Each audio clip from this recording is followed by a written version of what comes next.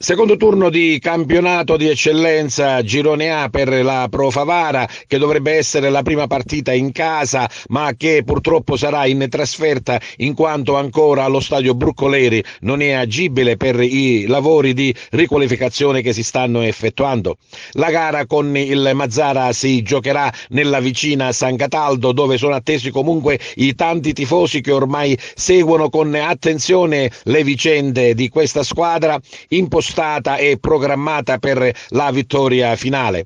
Forti del passaggio di turno in Coppa Italia e della vittoria nella prima di campionato con il Geraci Siculo, gli uomini di mister Catalano, che comunque sarà ancora in panchina per una squalifica, saranno guidati da mister Mancuso. Allenamento di preparazione e di rifinitura questa mattina in vista proprio di quella che sarà la partita di domani con il Mazzara. Ma sentiamo. Sappiamo che domani abbiamo una partita difficile contro un avversario forte, tosto, ben organizzato, che già l'anno scorso ci ha messo un po' in difficoltà.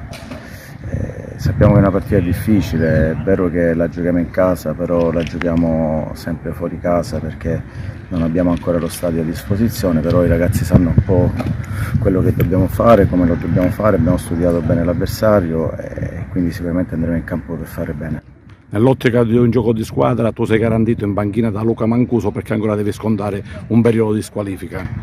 Sì, sicuramente, ma questo non è un problema, c'è il mister Mancuso che va in panchina, quindi siamo abbastanza coordinati e quindi il problema su questo non c'è e non c'è mai stato.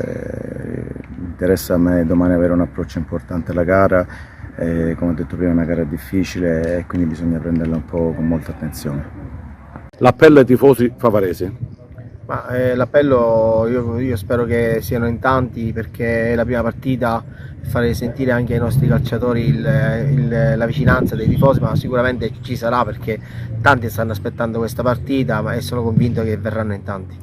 Tu vivi quotidianamente lo spogliatoio della nostra squadra, qual è il clima che si respira a quasi un mese e mezzo dall'inizio della stagione? Un clima di serenità perché stanno bene, perché è un gruppo che si è formato da subito e quindi io che li guardo ogni giorno mi è un piacere vederli giocare quando si allenano.